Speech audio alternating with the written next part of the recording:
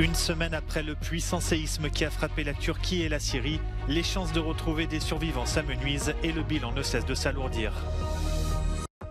Moscou n'est pas en capacité de mener une offensive dans l'est de l'Ukraine, selon l'Institut pour l'étude de la guerre. Les soldats russes renforcent leur défense sur la ligne de front. Le secrétaire général de l'OTAN appelle les alliés à augmenter leur capacité de production de munitions afin de pouvoir répondre aux besoins de l'Ukraine.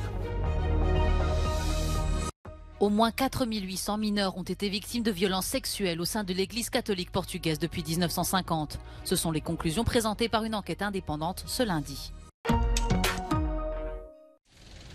My sister is Çiğdem Şenoğlu Uçar. Her husband Muhammed Uçar. Their children Tuna, 6 years old, and twins Cansu and Göksu, they are 3 years old. Still there. Cela fait une semaine que de puissants séismes ont frappé le sud de la Turquie et la Syrie. Les rescapés gardent espoir de retrouver des proches encore en vie. Maybe yesterday 20 people not alive. Yeah. From here, the last rescued people was 2 days ago. For 2 days only, just they are dead. It's difficult. Sometimes you cry. Sometimes you just wait. Face au manque de réactivité et de moyens mis en place par les autorités, l'attente se transforme en colère contre le gouvernement. The private companies sent their cranes and diggers, but when they arrived here, they didn't know what to do. They were just technical operators. They can use cranes, but they are not expert on rescue things. Because of the chaotic situation, some family members here just lie down in front of cranes and they said, I'm begging you, please come this way. And other family members say, please come this way. And it was just crane operators' decision. Face à l'ampleur des dégâts, le gouvernement assure qu'il était impossible de prévoir une telle catastrophe, mais admet des lacunes dans la prise en charge de la population. But the full extent of the damage can only be understood from above.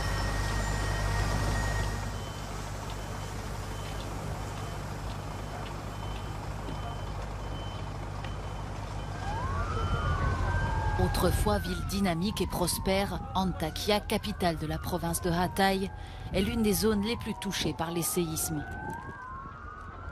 Sans eau ni électricité, les habitants sont livrés à eux-mêmes. Des cas de choléra ont déjà été signalés et des répliques sismiques secouent encore quotidiennement la région.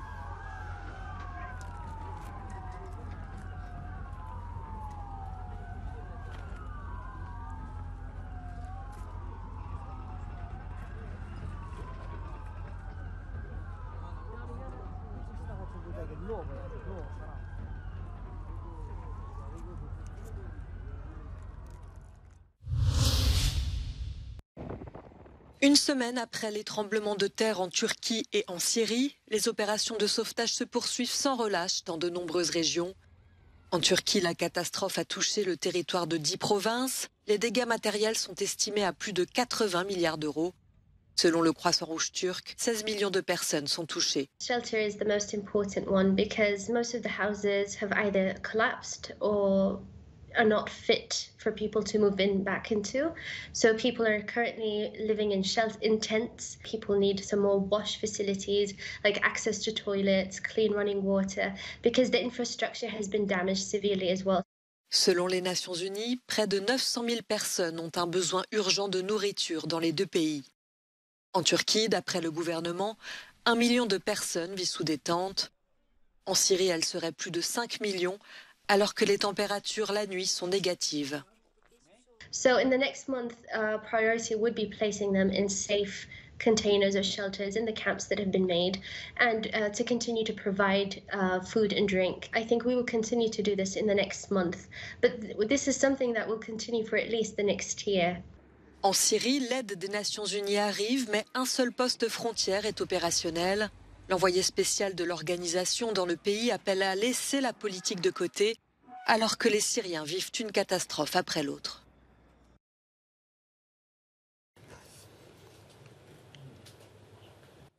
Les responsables militaires ukrainiens et les nationalistes russes minimisent la capacité de la Russie à lancer une offensive à grande échelle dans l'oblast de Donetsk.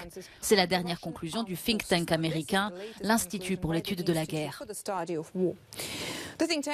Ces experts observent que les forces russes ont repris l'initiative sur la ligne Svatovie-Kremina, mais que l'offensive n'a pas encore atteint son plein potentiel.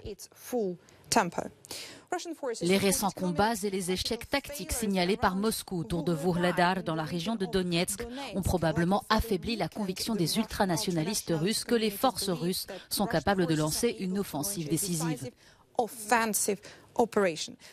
Le commandement militaire russe déploie ses unités d'élite dans la région de Bakhmout, au milieu de lourdes pertes de personnel signalées ici, dans des formations plus petites qui utilisent des tactiques d'infiltration urbaine déjà utilisées dans la région observée par l'Institut pour l'étude de la guerre. Les offensives russes ailleurs dans la région de Donetsk et le long de la ligne Svatovie-Kremina ont permis des avancées marginales et sans signification opérationnelle jusqu'à présent. Malgré la concentration opérationnelle actuelle sur le centre du Donbass, Moscou reste préoccupé par la protection des extrémités de sa ligne de front, selon le ministère britannique de la Défense. Des craintes confirmées par la poursuite de la construction de fortifications défensives dans les régions de Zaporijia et de Luhansk et les déploiements de nouvelles troupes. Une percée ukrainienne majeure à Zaporijia mettrait sérieusement en péril la viabilité du pont terrestre russe reliant la région de Rostov à la Crimée. Le succès de l'Ukraine à Luhansk s'apprête encore plus l'objectif de guerre déclaré par la Russie, le Donbass que Moscou affirme vouloir libérer. Ces nombreux scénarios et étapes à prioriser représentent un véritable dilemme pour les planificateurs opérationnels russes. L'Ukraine utilise plus de munitions que les capacités de production des membres de l'OTAN. Ce constat est un défi à la fois militaire et industriel pour Kiev et pour les alliés car les stocks s'épuisent. Le secrétaire général de l'Alliance exhorte donc les pays membres à augmenter leur production. Autrement dit, il demande plus d'investissement. Good afternoon, the Secretary General. For example, the waiting time for large caliber ammunition has increased from 12 to 28 months. Orders placed today would only be delivered 2.5 years later. So we need to ramp up production and invest in our production capacity. La question est à l'ordre du jour de la réunion mardi et mercredi à Bruxelles des ministres de la Défense de l'OTAN. Or, le temps presse. Selon le secrétaire général de l'Alliance, l'offensive russe attendue pour le printemps a déjà commencé. I think the reality is that we have seen the start already, because we've seen what Russia does now. President Putin do now is to send in thousands of more troops, accepting a very high rate of casualty, taking big losses. But putting pressure on the Ukrainians. And what Russia lacks in quality, they try to compensate in quantity, meaning that the leadership, the logistics, the equipment, the training don't have the same level as the Ukrainian forces, but they have more forces. Lors de la rencontre, les ministres analyseront également la nécessité de fournir davantage d'armes à l'Ukraine. Les alliés essaieront de s'entendre sur la délicate question de l'envoi d'avions de chasse, comme le réclame Kiev.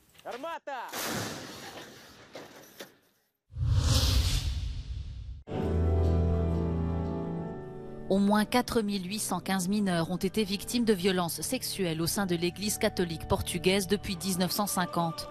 Ce sont les conclusions présentées ce lundi par une enquête indépendante qui a entendu plus de 500 témoignages pendant plus d'1 an. Un chiffre frappant mais qui pourrait être sous-évalué selon le pédopsychiatre et responsable de la commission d'enquête. A maior percentagem das vítimas afasta-se da Igreja enquanto instituição e da prática religiosa após o abuso, perdurando essa posição de forma transgeracional. Le document rapporte que l'âge moyen des victimes de ces abus est de 11 ans. 25 témoignages ont été transmis au ministère public. Les évêques portugais doivent se réunir début mars pour tirer les conclusions du rapport indépendant. Le cardinal patriarche de Lisbonne et le plus haut prélat de l'église portugaise, Manuel Clemente, s'était dit dès avril 2022 prêt à reconnaître les erreurs du passé et à demander pardon aux victimes.